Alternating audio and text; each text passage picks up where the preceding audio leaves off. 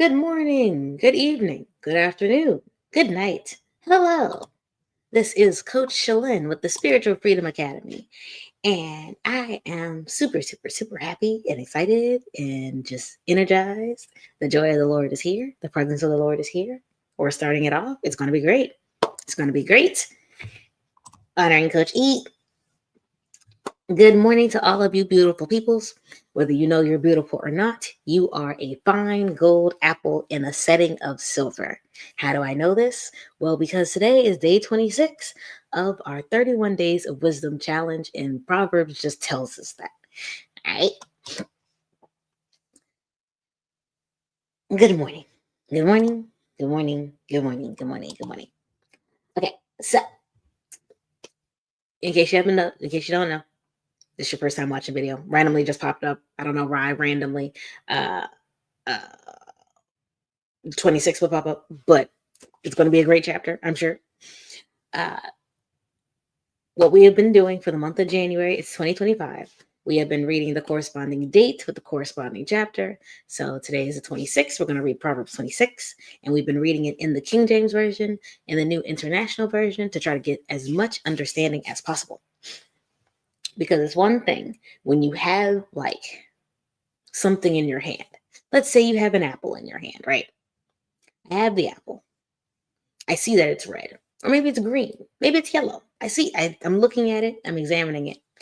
But if I don't know that I can eat the apple, what good does the apple do me?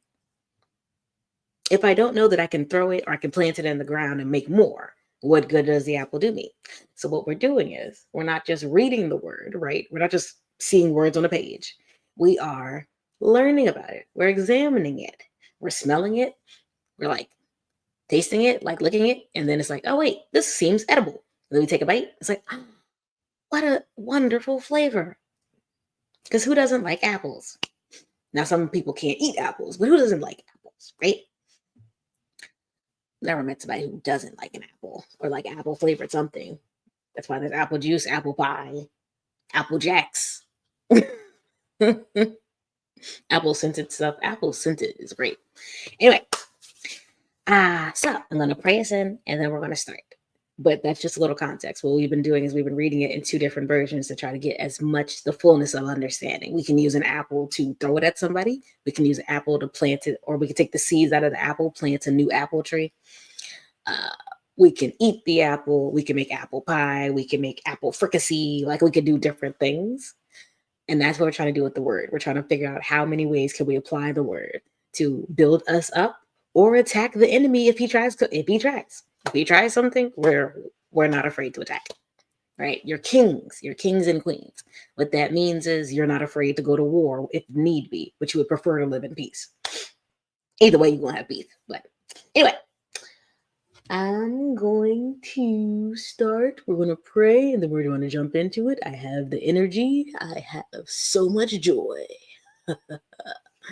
All right, Lord, thank you so much for this morning. Thank you so much for this day. I'm super excited to see what you're going to say. I have no clue, as always, but I'm so excited. It's going to be great. It's going to be so great. It's going to be so great. It's going to be so great. Open our eyes so we can see, Lord. Open our ears so we can hear, Lord. And shoot, let us smell the word too. Let us taste it. Let us understand it. Let us engage with it and truly get something new out of this. Let us see it in a new way that we haven't seen it before. And I pray that you reveal to everyone who's watching something different from what I get as well. I pray that we get as many versions and as many no, that's not the word I'm looking for. I want to get as many threads that you have, because this is a puzzle and we're pulling on the pieces and we're searching you out. So Lord, show us as many ways that this picture can actually be painted so we can get the fullness of who you are, or get a deeper understanding of who you are, because you're deep. But yeah, Lord, we're super excited. Yeah. Let today be a wonderful session. Let your heart come out. May your people receive your heart. And so be it in the name of Jesus. Let's go. Ooh, exciting. So excited. I don't know what today's about, but it's so exciting. Today's a good day. It's always a good day, but today's a good day. Proverbs 26, verse 1 in the King James Version. As snow in summer and as rain in harvest, So honor is not seemly for a fool. It just is out of place. It doesn't make sense for a fool to have honor. And we've so if this is your first time watching, in the other chapters we've talked about all the things that go on with being wise versus being a fool, right? Listening to wisdom who's speaking at the gate, or listening to folly who's speaking at the gate as well, right? So you got two options. You can either follow wisdom and eat with her, dine with her, understand her, and receive all the things she has for you. She has wealth for you. She has knowledge for you, long life. She has a relationship with the Lord. And so impartation for you. It's like all these great things. Or you can listen to folly. Folly is also at the gate. And folly is leading you towards death. Folly is leading you towards guilt and condemnation. Folly is keeping you stuck and bound and blind and confused. And you're like, why can't I get past this point? Well, right, you might be listening to folly. All right. A wise son causes his father and mother to rejoice. A foolish son brings his father to sorrow and causes his mother grief. All right. So, little context for why honor or glory recognition is not seemly for a fool. Praises and awards. It's not, it doesn't fit. It doesn't make sense to be on a fool, right? So verse 2, as the bird by wandering, as the swallow by flying, so the curse causeless shall not come. A curse without a cause cannot fall or land on you, right? So if something is happening and you're like, Lord, what's going on? It could be a scenario with Job, right? Like Job was blameless. It wasn't a curse, right? That was the Lord specifically doing something to bring about a specific end and to prove a point, right? Like uh, several points, right? Also, Job had faulty thinking, and I'm pretty sure he was correcting some of Job's thinking as well. But all of that was to do something and leave Job in a better spot than where he was, right? Because I really believe that these new children, he didn't have to sacrifice for every day because they weren't going out and doing something stupid, right? Because the Lord gives you something, it's going to be bigger, better than what it was the first time, right? Um, so that's one way, right? If stuff is going off in your life and you're like, what's going on, right? But sometimes things are going wrong in your life because there are rules, because every kingdom has rules, right? And the Lord is like, okay, words. I have a lot of energy, so bear with me. The Bible is your constitution. Coach E says this all the time, right? So the Bible is your constitution. We are from the kingdom of heaven. We're from the kingdom of light, and we are ambassadors on this earth. Our goal is to bring the kingdom of heaven on earth, right? So we're introducing people to the culture, and showing them what it's like to be a kingdom citizen, all the things that we have, right? You know, how great it is to come over here. You should leave your kingdom and come to us, right? That's what we're trying to do. We're recruiters, basically. Oh, we're recruiters, like campus recruiters. That's so cool. Um, but because we're in a kingdom and there's rules, right? Sometimes we may unknowingly break a rule, or we may say something, do something, watch something, eat something, that if we're not walking in the Lord fully, could open a door to allow the enemy to attack us, because the enemy goes to the Lord like he's a judge, right? And we've talked about judges and justice throughout Proverbs, right? So your king is a judge, right? He's a good judge. He's a just judge. Remember, he doesn't like when the guilty go free, and he doesn't like when the innocent are captured, right? So what the enemy will do, he will approach the throne and he'll say, Lord, like he did with Job. Okay, we're going to Job today. Like he did with Job in chapter 1. And he was like, Lord, does he not love you for nothing? You do this, this, and this. How about you let me do this, right? And I guarantee you he won't do that. So the enemy is always going before God to say, look, they did this. Look, they did that. Look, Lord, oh my gosh, they broke this law, right? So that's why we want to, as kingdom citizens, right? Because we have a backstage pass in favoritism, because we're his kid, and he's not going to let just anything happen to us, right?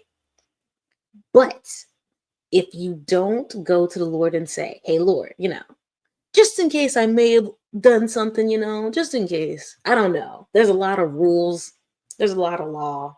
And I know like I'm covered by grace, but just in case, Lord, forgive me for anything I might have said, done, or thought wasn't pleasing to you. Um, or you could read the Lord's Prayer too, because like forgive us our debts as we forgive our debtors, right? Or forgive us our trespasses as we forgive our those who trespass against us, depending on which version you're reading, right? So just something real simple like, Lord, forgive me. And then he sees the blood of Jesus, is like, okay, so I know you're fighting against them, but do you see all of this blood here? Yeah, you're just not, you can't stand against that. He already paid that. He already covered that. They already died for that. So your accusation is baseless, right? But if you're not doing that, right? And you're just walking around thinking you're good, and the enemy comes to accuse you, well, you're not actually invoking, you're not pleading the blood of Jesus. Like you can plead plead the fifth. You're not actually saying, Lord, hey, Lord, I see what he's saying, but remember, you died for me, so I don't have to deal with that. It's like it's already paid for, right? So if that doesn't happen, it's very possible that a cause can come. Or sometimes we may do something where the Lord is actually mad at us and we don't know it. And so unless someone like steps in and intercedes for us, or we intercede for ourselves and be like, Lord, forgive us, then you may have a cause for the enemy to attack you. You may have a door open for the enemy to attack you, right? You're like, why does this keep happening? Well, there may be a door in your life. There may be something that you're doing that's consistently inviting the enemy to come in, right? You may have invited him in to your house and you don't know it. And if you invite someone into your house, the Lord's not just going to kick them out. He's a gentleman. He's also a guest in your house. He's not just going to kick that other guest out. You have to say, Lord, help me. I need a bodyguard right now. There's someone here who's not supposed to be there. And he'll be like, oh, okay, yeah, I got you. Because otherwise, he's just going to kind of like, to an extent, he will let you live how you want to live, right? Now, if you're about to kill yourself on accident, then, he'll step in, intervene, and be like, kid, come back, right? But otherwise, he kind of like lets you live how you want to live until you say, Lord, I want to acknowledge you in everything. Like, I want you to be how I live. Like, I'm a living sacrifice for you, Lord, right? Then he's like, okay, your life is mine. All right, well, let me maneuver, expose. So yeah, that's explanation for that. You're like, what? We can get cursed or whatever? If you are walking with the Lord high enough, no. There's nothing the enemy can do to touch you. But if you aren't in your spiritual life, if you aren't walking with the Lord, you aren't acknowledging him in all your ways, and the enemy comes knocking and you don't know that he's your defense, if you don't know that you have a wall and that somebody hops that wall, you don't even know that there's a wall in the first place. You're just like, come in. So yeah, I wanted to break that down a little bit just so that you know. So if you're looking at your life and you're like, what's going wrong? What's not going right? You may want to go to the Lord and ask, Lord, is this you? Is this like you're allowing the enemy to mess with me so that I can be elevated and like strip things away so you can add? Or, Lord, did the enemy bring an accusation against me and I never fought it? Right? Am I being accused of something and I'm being punished for something that I shouldn't be? Right. So, yeah, explanation for that. Go to the Lord if your life doesn't look the way you want it to. Verse 3, a whip for the horse, a bridle for the donkey, and a ride for the fool's back. Always for correction. Number 4, answer not a fool according to his folly, lest you also be like unto him. You're just gonna drag yourself down into insanity if you're trying to negotiate or explain something to this person. And we're gonna relook up folly. We've looked it up before, but we're gonna look it up again just in case. It's been a minute since we looked it up. So folly is foolishness or a lack of good sense. Don't argue. My mom says this. She's like, I'm not going to argue. I'm not going to reason with an unreasonable person, right? Don't try to reason with the unreasonable person. You're just going to drive yourself crazy, right? Uh, verse 5, answer a fool according to his folly, lest he be wise in his own conceit. So don't answer a fool according to his folly, or else you'll be like him. But if you answer him according to his folly, oh, you have to, but you do have to answer him according to his folly, or else he'll think he's like wise in his own conceit. Okay. So that is such a fine line. You literally need wisdom in this, because depending on how you answer, you're either going to drive yourself nuts or you're going to make him think that he's right and he's smart. So there's literally a specific way you're supposed to answer.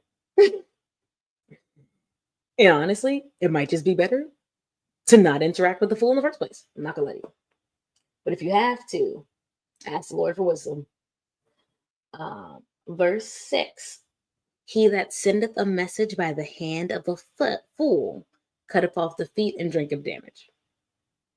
Oh, because he's just going to butcher your message. And then you have a bunch of issues later and you're like, oh, didn't they tell you it was like this? Like, no, they said it was like this. I don't know why I'm eye rolling so much. Goodness. Verse 7, the legs of the lame are not equal. So is a parable in the mouth of fools. So we've been spending a lot of time on wisdom, but it looks like we're going to show you just what you aren't and what you're not supposed to be. So we're showing you both sides of the coin, right? So with wisdom, you're like this, you're a king, you do this, you do this. Well, on the other hand, this is what fools give you. And this is how you interact with them / maybe don't interact with them. So this is really interesting because we just came off of like 38 sayings for wise people, like 30 sayings plus of wisdom. Now we're going into fools and folly and foolishness, right? So verse 7, the legs of the lame are not equal. So is a parable in the mouth of fools. And I touching that. Verse 8, as he that bindeth a stone in a sling, so is he that giveth honor to a fool. I can't wait to read this in NIV. This is going to be fun. Okay, so 9, as a thorn goeth up into the hand of a drunkard, so is a parable in the mouth of fools. Okay, so if you don't know, a parable is a story told, but with a hidden meaning, right? No, or is that an allegory? Well, parables and allegories are probably the same thing. But let's look up a parable first before I just give you a literary definition and you're like, okay. So a parable is a simple story used to illustrate a moral or spiritual lesson, right? Jesus did this a lot in the Gospels, right? For example, the prodigal son is a parable, right? This is a story about someone who, asked for their inheritance early. Then they go out into the real world and it's like, it was good living it up. But then once they blew all their money, acting in foolishness, this is actually a story on wisdom. So he goes out, he blows all his money, and then no one wants to be his friend anymore because he wasn't being friends with the right people. He wasn't using wisdom to figure out who should I interact with. He wasn't talking to his father or the Lord. So in this story, the father is the Lord, and the prodigal son is us. I know I've done that. And then he's like, dad, even the servants in my dad's house have it better than this. So let me go back home, right? Because at some point he's like sleeping with pigs and like trying to eat what they eat because he's got nothing.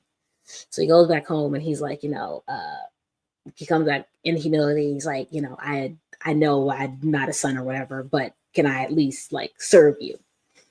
And before he even gets to the house, his dad runs to reach him and is like giving him all these clothes and jewelry. And I think he gives him like his ring specifically. And it's like the family ring saying, you have authority, you have power. Like you are at my level, right? And this is before he even comes back to apologize, right? And that's how the Lord is looking at you. When you go out and you do your dirt, but then you realize, oh my gosh, it'd be better to just like be nothing in my dad's house than to have this, right? And have nothing. and the Lord sees you coming back. He sees you way before you're coming, right? Way before you even make it to him. He sees you and he runs after you. And he's like, oh, good. You recognize I can trust you. I can help you. We can elevate together, right? You have way more that you own besides this, not just this, right? Um, and so he gives you like king status and he clothes you and all this other good stuff. Um, and then there's like a brother there who's like jealous, but that's just the brother never actually went to go seek out for his own. And the Lord wants you to go find stuff and figure stuff out and like realize it's better with him. So that's a parable, right? It's a simple story, but it's really talking about something else, spiritual, right? Maybe, okay, so I think an allegory is more complicated, and that's why it's not an allegory. But basically, fools can't do spiritual things. Fools cannot comprehend spiritual things. And actually, if you notice, or if you've read the Gospels, a lot of times, or people lacking wisdom anyway, we'll say it like that, it's not going to make sense. It just looks like a simple story, right? But a lot of times in the Bible, people interacting with Jesus would look at him and be like, what are you talking about? What are you saying? Even his disciples, especially, they were like, Lord, what does this even mean? What are you talking about? Right. And even you probably, I know me for sure, when you read the Bible, sometimes you're looking at it like, what are you talking about? Because it's something spiritual, something deep, but it's a simple story. But it's like, how does this relate to anything at all? So as you get life experience, as you get wisdom, as you grow, it'll make more sense. But to a fool who's not looking to grow, they're simple. They only see what's in front of them. They're not looking beyond this current moment. That's like a thorn in the drunk person's hand. You know, a drunk person is not going to be able to figure out why my hand hurts. They're just sitting there like, what's going wrong? My hand looks fine, but there's actually like a huge thorn sticking out of it. Yeah, today's going to be long. Okay. Verse 10. The great God that formed all things both rewarded the fool and rewarded transgressors, right? Because remember, he pays everybody back justice, right? He gives everybody to what they deserve, or not deserve, but what they've earned, we'll say. Although I think earn is a bad word too. If you have Jesus, you get way more than you deserve. To everyone else, he gives you what you deserve.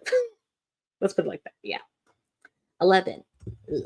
As a dog returns to his own vomit, so a fool returns to his folly. All right. That's gross. But I think that's actually true. That dogs will like go back and eat. Ugh. And so do fools. It's nasty. It's revolting. They shouldn't go back to it, but they do. Which is another reason why you have to be careful, like talking to them or like giving them parables. Like if you try to speak spiritual things to them, they're not going to get it because they get drunk off of icky and gross. Verse 12, see you a man wise in his own conceit? There's more hope of a fool than him, though. All right. So fools, for all this stuff, and the Proverbs does this a lot too. It'll tell you everything bad about a fool, right? It's like fools you just shouldn't mess with. They're just bad. But there's actually something worse, right? And in this case, there's more hope for a fool than there is for someone who's wise in his own conceit, who's banking on his own in pride. If they're in pride, you're in trouble. Pride is bad. Pride is so bad. Try to avoid pride so much. Always consistently ask Lord, heart check. Am I walking in pride? Because pride will have you thinking that you're doing everything right and the Lord is looking at you like you are the scum of the earth. Right? Maybe that was harsh. But and another thing too, because for fools, depending on how you answer them, or if a fool sees someone else get beat for something, that'll help wisen them up. There is a way to turn a fool into a wise person. It's possible. But someone walking in pride, that's a heart thing. That's something the Lord has to fix, right? Or they need a prodigal son moment where they realize they have nothing without him, right? So, verse 13, the slothful man saith, there is a lion in the way, a lion is in the streets, As the door turneth upon his hinges, so doth the slothful upon his bed. Okay, so he's about to give us a bunch of examples that we've had before, right? But so for context, 13, the slothful man or lazy refuses to move, unmotivated, but times 10.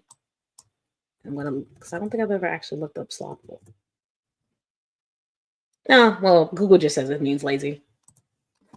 Google just says lazy. So the slothful man says there's a line in the way, there's a line in the streets, but he's not going to move. He's just going to sit there like, oh, there's a line in the streets, help, help. But he's not going to move, right? And he's going to get eaten. That's what the slothful man says. As the door turns upon his hinges, so does the slothful upon his bed. He just constantly, because a door is all constantly turning, open, close, open, close, open, close. The slothful is turning, roll over, roll over, roll over, roll over on his bed. The slothful hides his hand in his bosom. So slothful's like just chilling here, right? So imagine I have like a long coat on and there's like a pocket. He's just like has his hand like this, or he has his hand like this, because it's too much work to like move from here to here. It's too much. Like your mouth is just too far away for the slothful, right? The sluggard. Okay, let's look up sluggard. So slothful is lazy. I've never actually looked up the difference between a sluggard and slothful. Let's see. Sluggard is a lazy, sluggish person. Okay, sluggish is slow moving, lacking energy or alertness, slow to respond or make progress. So there's the lazy, then there's the slow moving, that guy who's lethargic, right? Does not really respond quickly, like a sloth. That's funny. Okay, so the sluggard is like a sloth. Everything is slow. There's no there's no urgency for anything, right? The slothful is like a panda. That's so funny. So I'm wearing a panda shirt. And the back of the shirt actually says, I knew he was going to make me reference this shirt. That's so funny. He told me to put on the shirt. I knew he was going to bring it up. He said he wasn't, but anyway. So the back of the shirt says, I'm not lazy. I'm just easily tired. So the slothful think a panda. They just kind of lounge around and they just are chilling. The sluggard think a sloth. Everything is slow. 0.5 speed on YouTube. 0.25 speed. You're watching nothing. So verse 16, just to explain and give you a context, right? Verse 16. The sluggard is wiser in his own conceit than 7 men that can render a reason. So the sluggard, you got 7 people in front of you saying the same thing, and they're giving different reasons for why the same thing makes sense, right? It's like, clearly this is the right answer. We have 7 different ways this is the right answer, right? We got like 14, 21. We are exponential here, right? But the sluggard's like, nah. I hear everything you're saying, but I'm still smarter. My way still makes more sense. And you're looking at them like, what are you talking about? What? What? And I'm not even saying like, the sluggard has a different way of looking at things. Because remember, those 7 men had a different way of looking at things, but they came to the same conclusion. And sometimes you can have a different way of looking at something, come to a different conclusion, but still be right. No, the sluggard's just like, I hear everything you're saying, but I'm not really listening. Right. So verse 17, he that passeth by and meddleth with strife belonging not to him. I have to correct this. He didn't tell me to mention the shirt. I mentioned the shirt. So he didn't like lie or anything, right? It just made sense to mention the shirt. So 17, he that passeth by and meddleth with strife belonging not to him is like one that taketh a dog by the ears. All right. Remember, we try to avoid strife. We try to avoid strife with the 10-foot pole. Strife is not in my house. It does not belong here. And your house is your life. Your house is your body. Your house is your literal house, right? Strife is not supposed to be here. And that's like someone who like yanks a dog by the ears. Like, what are you doing? It's unnecessary. 18, as a madman who casteth firebrands, arrows, in death, so is the man that deceiveth his neighbors and saith, am not I in sport? We're going to read that in the end of 8, and that'll make more sense. 20, where no wood is, there the fire goes out. So where there's no talebearer, the strife ceases. Where there's no one stoking the fire, where there's no one lying and continuing this stuff, the fight stops. The fight stops. When truth is introduced and we have communication and dialogue, strife should stop. Because once the truth comes out, there's no reason to fight. Everyone knows the truth, we're good. But if you have someone who's walking in deception, who's walking in deceit, or who cannot see, like what they're perceiving is just off because there's a blinder over their eyes, right? Or you have someone who's constantly lying, you're going to keep fighting because the truth has not entered, right? And lies or deceit is just, what's it called? It's fuel for the fire. 21, as coals are to burning coals and wood to fire. I'm still in KJV, by the way. As coals are to burning coals and wood to fire, so is a contentious man to kindle strife, right? Someone who's always looking for a fight is going to find a fight. Someone who's always arguing, never backs down, is just super prideful. And I'm not necessarily talking about an aggressive person, right? Because you can be aggressive, but not always looking for a fight. But there are aggressive personalities that are always looking for a fight. Right. But not every aggressive, just because you're an aggressive person or aggressive personality or passionate does not mean you're a contentious person.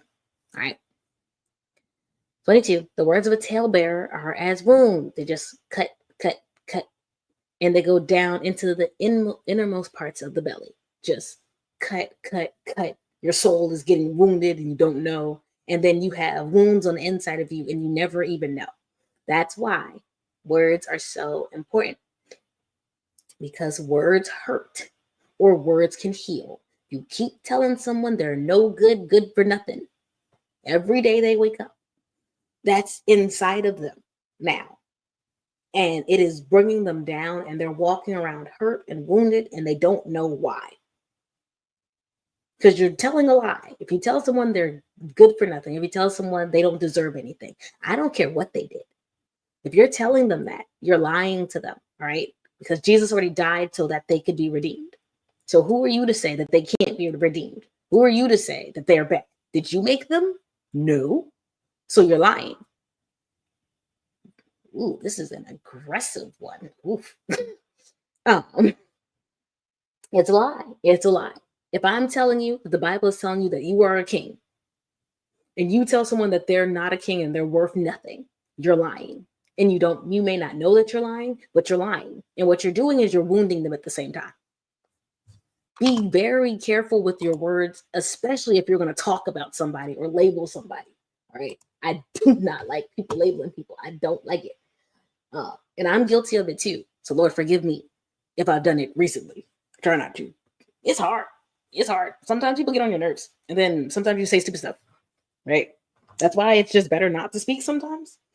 Especially if you're irritated, don't speak. Just don't speak. Walk away before you say something bad, and then you end up wounding somebody, and they don't know that, and they're carrying that forever. And then it comes out like 30 years later, and I'm like, oh, my bad. I didn't know I hurt you, because you don't know how people are going to deal with certain things. And then the Lord's looking at you like, why did you wound my child? Why did you do this? You're like, when did I do this? When you said this, and this, and it's like, my bad. Don't wake up in a roadside ditch. Don't have to say my bad later. Always walk around or like live a repentant life. Just be like, Lord, I don't know what I might have said today, what I might have done today, what I might have thought today. But just in case I did anything, I'm walking in grace and mercy, but forgive me, Lord. Reveal to me so I can fix that later. Or fix it. Yeah, okay. Verse 23. Burning lips and a wicked. It's so funny. I can feel like fire in my belly. This is great. And I say belly because they always say belly. This is good. Woohoo. 23. Burning lips and a wicked heart are like a potsherd covered with silver dross. I don't know what a potsherd is. So I'm going to look it up. But if you remember in yesterday's chapter, we talked about how I think the Lord is constantly refining us. It was something about refining this, you refine this dross off of the silver and you'll receive a vessel, right? Potsherd is a broken piece of ceramic material, especially one found on an archaeological site. Ah, burning lips and a wicked heart are like broken pieces of ceramic. It's like broken pots, broken vases, covered with silver dross. And dross is like this rust. All right. So burning lips and a wicked heart. Not only are you broken, but you're covered in like rust and all this gunk and stuff like that, right? Now, when you get the Lord gets to you, right, and you allow him to work on you, then he's going to refine you and turn you into this beautiful vessel. You're going to be like a great ship. But until then, remember, keep saying remember, but if you've never seen the other videos, we have a playlist. At this point, we should have a playlist with all 31 days, right? Go back and watch those other videos because Lord was like saying different things and you might get something new, you might not, right? But in some of the other videos we talked about, well,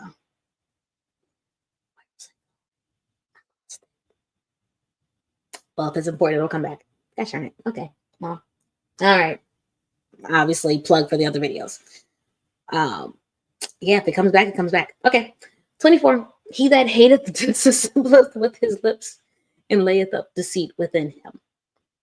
Oh, that's what we were talking about. When the Lord gets to you, he's going to clean you. Oh, that's what we were talking about. Thank you, Jesus. Okay. It was if you're lying, if you're drinking, if you're stealing, if you're gambling, if you're murdering, if you're doing this, this, and this, if you're being promiscuous, there's something broken. Maybe someone was putting wounds on you. Maybe somebody was lying on you. Someone was telling you all these things that weren't true, right? Maybe somebody hurt you when you were younger, right? But there's a reason you're going around acting out. There's a reason you're doing all these things. There's a reason you're hurting other people, right?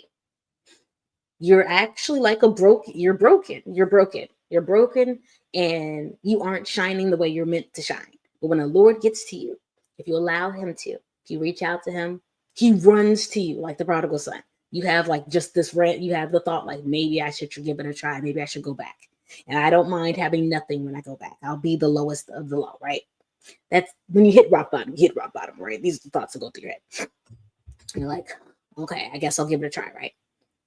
And your father runs to you. You are on the hill. That is a long run. He booked it to come and meet you and come and crown you and like clean you up and show you who you really are, who you should be, right? So this is Proverbs also backing up something I said a long time ago. Cool. I'm walking in wisdom. Well, speaking of, as I'm saying this, you should be reading this out loud as well. Don't just hear me say it. You read it. There's something that happens. Like I've been reading it, and now Proverbs is showing me that I may or may not be walking in wisdom now. After 26 chapters of reading it out loud and dissecting it, I would hope so. So you read it out loud too. You go to the Lord, you get understanding, right? So that you can walk in wisdom as well and make your parents rejoice. And it also said wisdom, having a wise person makes the entire city rejoice. Everyone around you gets blessed because of you, right? Be that blessing. I'm on 24, and I'm going to read 24. He that hateth disassembleth with his lips, and layeth up deceit within him. All right. A hater is going to try to bring everything down, right? But he's also filling himself up with lies. And so there's strife within him. He's broken. There's a reason you're a hater. Who hurt you? Who hurt you? Go to God and be fixed. Go to God and be healed. Be made whole. You don't have to hurt anymore. So funny. I don't know. I don't remember what song that is, but it's like, you don't have to hurt no more. You don't have to hurt no more. You don't have to.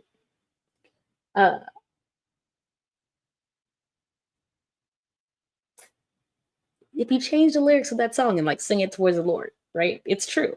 You don't have to hurt no more. He'll be all that you're looking for and more. You don't have to hurt. You don't. The song is playing in my head now, so that's why I'm going into it. Or that part was playing in my head at least.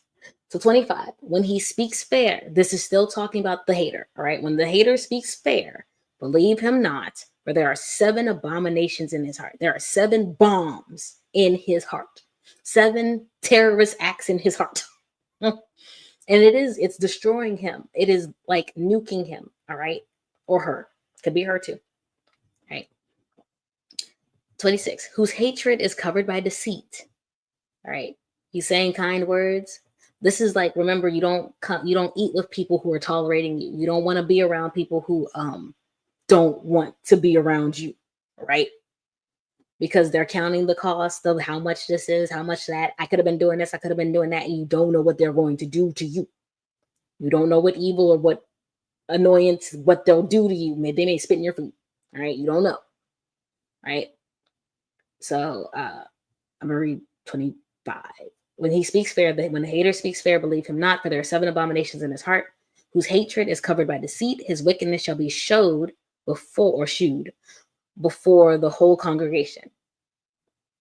Whoso diggeth the pit shall fall therein, and he that rolleth the stone, it will return upon him. All right. So what goes around comes around. Or in this case, if you're plotting, that plot is just going to fall back on you. All right. Because I'm righteous. That's not touching me. There's no weapon formed that shall prosper against me. And every tongue that rises in judgment against me shall be condemned. All right. So you're just digging in the hole for yourself. Okay. 28. A lying tongue hates those that are afflicted by it, and a flattering mouth works ruin. So we're going to read this in NIV and see if some of those things that didn't make sense before make sense. And if they don't, we're going to switch to the ERV because easy to read version was amazing. 26. Like snow in summer or rain in harvest. This is the New International Version, by the way. Hopefully it'll be easier. We're on the second half. So 26. Like snow in summer or rain in harvest, honor is not fitting for a fool. Like a fluttering sparrow or a darting swallow, an undeserved curse does not come to rest. Oh, like a bird. A bird that's actually like moving. Yeah. It's not gonna stop until it gets what it needs, right? So an undeserved curse will not land, will not hit you it won't hit you if it's undeserved. 3, a whip for the horse, a bridle for the donkey. And so that's like the thing that like holds its mouth, like the reins. But it's specifically like the part that goes around the mouth and neck. And like, I did research on this, like for Coach E last year. I don't remember when it was, but it was last year. But like the bridle is like the thing that like holds it in place, and you have to be careful how you put it in. Like it literally has to be like behind the tongue or whatever to like grab the horse or grab the donkey when you need it to go. It's maneuvering its head. Like a slip knot leash. I've been watching season 1 or slip leash, I think, for a dog. So a whip for the horse, right? A bridle for the donkey, controlling, and a rod for the backs of fools, right? Way to control, way to halt, way to stop. Do not answer a fool, or a way to punish, actually, since it's a whip for the horse, it might be a way to punish as well. Do not answer a fool according to his folly, or you yourself will be just like him. Answer a fool according to his folly, or he will be wise in his own eyes. This is catch-22. Don't answer him according to his folly, but you answer him according to his folly. You really need wisdom with that. Talking to a fool, you need wisdom. Actually, I don't think you're supposed to talk to a fool at all, though, for real. I'm pretty sure it's like punish someone else in front of the fool, and then he'll become wise. I think that's really the way you're supposed to deal with him, but answer him according to his folly, or he'll be wise in his own eyes. Verse 6, sending a message by the hands of a fool is like cutting off one's feet or drinking poison. You are setting yourself up to die. Not that you can't live without your feet, right? But it would be easier, I'm going to leave that there. 7, like the useless legs of one who is lame is a proverb in the mouth of a fool. I think I can say this because in the time period that they were in, they were walking everywhere. So if you didn't have feet, you actually might have been setting yourself up to die. I think that still holds true. Not necessarily in today's world. We have cars, we have wheelchairs, we have prosthetics. Or shoot, we can grow back feet actually. But back then, drinking poison, you didn't have feet, you were setting yourself up to die. That's the equivalent of sending a message by the hands of a fool. Don't give a fool a message and tell them to go take it somewhere, right? Also, don't give them a proverb. Don't give them wisdom. Don't give them moral insight. It's useless. It's useless to them, right? One who's lame, they can't walk, their legs don't work, right? It's useless. Like tying a stone in a sling is the giving of honor to a fool. They don't know how to use it. Doesn't make sense. Like a thorn bush in a drunkard's hand is a proverb in the mouth of a fool. It doesn't make sense. They can't see it. Like an archer who wounds at... Okay, so now we're switching off a little bit.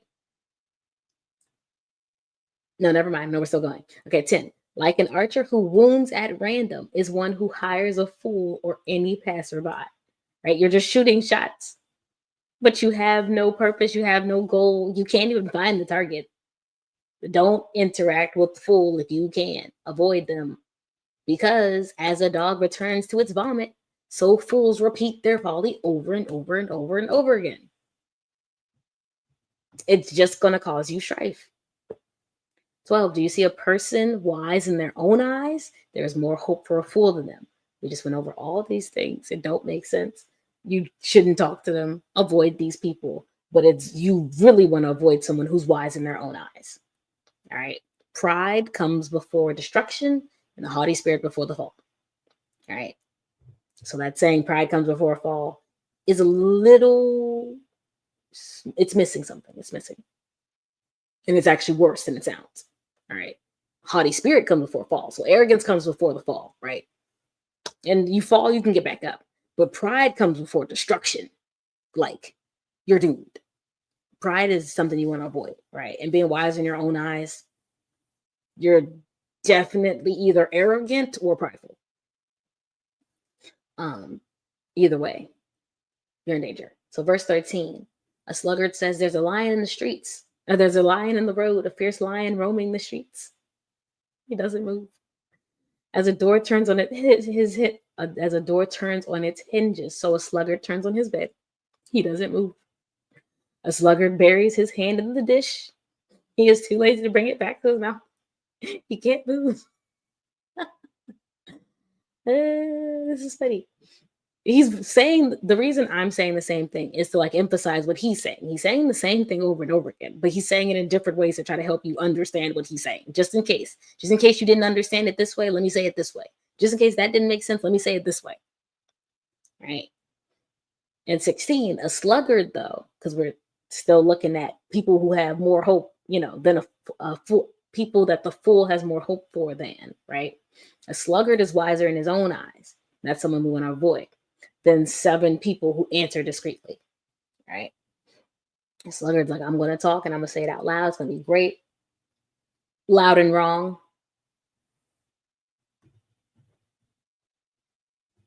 It's like, yeah, I'm smarter than these people. That's why I'm going to say it. I'm going to come before the king uninvited. Repercussions. 17. Like one who grabs a stray dog by the ears. Oh, that's not good. Is someone who rushes into a quarrel that's not their own. And if you're picking up a stray, now some strays, you're fine. But I've actually seen quite a few Caesar Milan episodes where it's like you picked up a stray and you didn't train them right, and they had these issues and insecurities, and now they're biting you and hurting you and scratching you and aggressive because they're insecure, or they were just aggressive anyway, and you just grabbed them. That's like someone who rushes into a fight that's not their own. Mind your own business. Harder said than done. I know. But mind your own business. Harder done than said. Easier said than done. That's what it is. Easier said than done. I know. But mind your own business. 18, like a maniac shooting flaming arrows of death. Oh, Ooh, is one who deceives their neighbor and says, I was only joking. Just kidding. Ooh. Well, I've been convicted of that. Forgive me, Father. I've done that many a time. Ooh, that's not good. Yeah. I don't know if I necessarily need to explain this one, but again, be careful with your words. Be careful what you do. Pranks and stuff. When you do something that's going to cause harm to someone else or could cause harm to someone else that hurt them physically, emotionally, socially, spiritually, I'm missing one. Physically, emotionally, mentally. And then you're like, oh, just kidding. That was a joke. It was a prank. Don't take it that serious. What are you doing? You're like a maniac shooting flaming arrows of death. Been there. Ooh. Ooh. Yeah. My bad, Lord. Forgive me. 20. Without wood, a fire goes out. Without a gossip, a quarrel dies down. So if you feel like he's coming for your neck, he's coming for mine too. So don't feel alone. 20. Without wood, a fire goes out. Without a gossip, a quarrel dies down. And remember yesterday we were talking, so if you didn't see yesterday, we were talking about gossip and just what it does. And even later, we're going to talk about words and how important words are, right? Throughout Proverbs, he's talking about how important words are, right? Mind your own business. Don't spread rumors. Don't talk about other people because you could be telling lies and not know it. And you would hate for that person to come out and correct you in front of everybody and make you look like a liar, make you look like, humiliate you. Gossip is bad. It's so easy to gossip. But if you're talking about somebody and it's not, did you see how well they did? Oh my gosh. If it's not a positive, if you got to start with, girl, did you see? You probably about to gossip. I'm going to be honest with you. You should just stop it right there. If you about to start like that, 9 times out of 10, you about to gossip. And this, but if you don't do this, the fire dies or a strife dies. An argument stops, right? 21, as charcoal to embers and as wood to fire. So as a quarrelsome person, someone always looking for a fight, someone who's argumentative.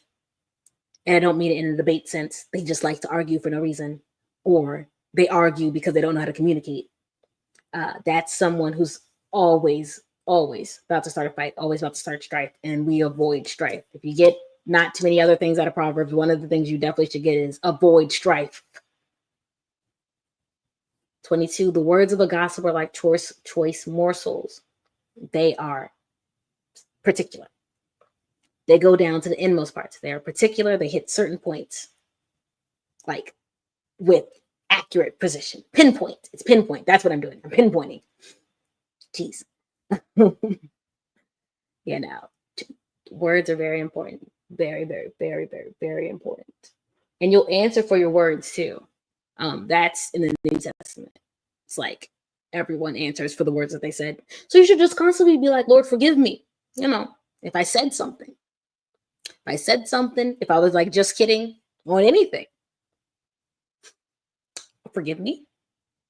Jesus died for me. Please let it go. Thank you for revealing it to me. I'm going to be careful. I'm going to be mindful of it. And you'll bring these scriptures back up when I need them. Forgive me, Lord. Because words are very powerful.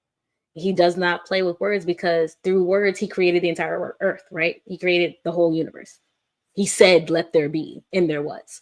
Your words are very, very, very important, very powerful, right? By the king's decree, people live, people die. People are elevated, people are lowered, all right? You're a king. Your words have power. Stop and think before you talk, and then give it to God after you think about it. So 23, like a coating of silver dross on earthenware, right? And we went over this. Our fervent lips with an evil heart. So let's look up fervent. I know what it means, but let's look up fervent. Having or displaying a passionate intensity. Oh, yeah, I knew what that meant. Okay. Words have power, especially when you speak them with conviction. And again, so yesterday I was talking about punching your words, like emphasis, like I'm aggressive, right? So if I'm sitting there speaking, you're going to be great.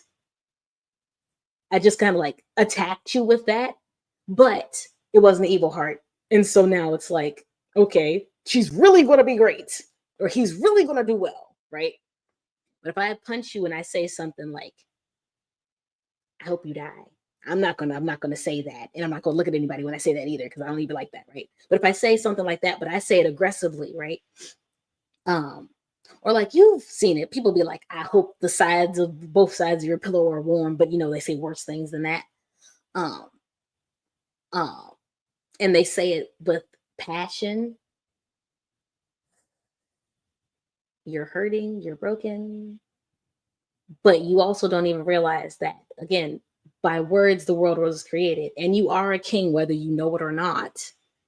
You're giving the enemy ammo and ammunition to attack someone else. You're potentially driving a curse on someone else, right? Word curses are a thing, all right? It's better to speak life if you're going to be passionate, or to not speak at all, right? So 24, enemies disguise themselves with their lips. Your lips are important, right? Lips are how someone can tell who's who, right? If you're speaking fine words, that's how enemies disguise themselves, right? They don't hide their face. It's their word choice. They make it seem like they like you, but they don't. In the case of kings, our word choice, we can sentence you to death or we can save your soul, right? 24, enemies disguise themselves with their lips, but in their hearts they harbor deceit, right? Though their speech is charming, do not believe them, for 7 abominations fill their heart. And again, I say again because I just said this yesterday. I'm saying a lot of things I said yesterday. But if you've seen Avengers or any Marvel movie that involves Loki, uh, he did this all the time. Like, charming words, but was going to stab you in the back. Or was going to try to stab you in the back. So much so that his brother was like, dude, I want to love you, but like, you make this really difficult in the second movie. And then when they fake their deaths, it's like, oh, but then even then they're not dead. It was just kidding. It's just kidding all the time with that guy. Which is why he kept losing. 25. Though their speech is charming, do not believe them, for 7 abominations will fill their heart. Right? 26. Their malice may be concealed by deception, but their wickedness will be exposed in the assembly. Right? You don't want to get exposed for being wicked. Just always go to the Lord and be like, heart check. Lord, renew my mind. Lord, create me a clean heart, renew in me a right spirit. Just in case. Just in case. Because you never know. You never know. 26. Their malice may be, I just read that. Whoa. 27. Whoever digs a pit will fall into it. Right? If someone rolls a stone, it will roll back on them. And like with tombs too. This scenario goes a couple ways. If there's someone at the bottom of a hill and you're about to try to roll it on them, think Looney Tunes and Wile E. Coyote. Don't be Wile E. Coyote or Wile E. Coyote, right? Anytime he tried to get Roadrunner, the bomb would just magically blow him up, or the stone would fall on him. That's who you are if you're like walking in deception, or walking with the evil heart and like lying to people. It's going to fall back on you. All right, it's not going to penetrate, because in this case, even though Roadrunner was not a nice person all the time, very rude dude, Roadrunner is that person of God. It's just not going to hit them. You can try, but it's not going to work. You should just not. So 28, a lying tongue hates those it hurts, and a flattering mouth works ruin. Right? Makes sense. Makes sense. All right. So that was chapter 26. I hope that made sense. I apologize if you felt hurt by that. I got attacked too. But hopefully it does something, and hopefully it sticks in your head, and hopefully next time you're about to say something, you'll think about it and take it to the Lord. Not just think about it. You'll take it to the Lord. Right? Because I kid you not, I have taken things, I thought about it, and then I still said it anyway. I paused. It was like, but it was like I was tasting the word and like seeing it. It's like, yeah, I can still say this. Yeah, this is fine. And then it was like, maybe I shouldn't have said it. I'm still working. I'm still learning. So don't feel bad if you're still learning too. I will be made perfect though. I'll be made perfect in love. And if you're perfect in love, you really don't have to worry about your word choice because your words will just always be edifying. You'll always be hoping, always helping people. It's great. So let's strive to be made perfect in love. So, Father, help us. May we be made perfect in love. May we work on our love walks. May we be mighty men and women of valor, a virtue of honor, who speak life into situations and do not wound other people. So yeah, this is my prayer for us. In the name of Jesus, let your day be wonderful. Today it's Sunday for me. I hope you're having a wonderful day. If you hear nothing else, know that Jesus loves you and he is on your side in 2025. So be it. We'll see you tomorrow with more. Goodbye.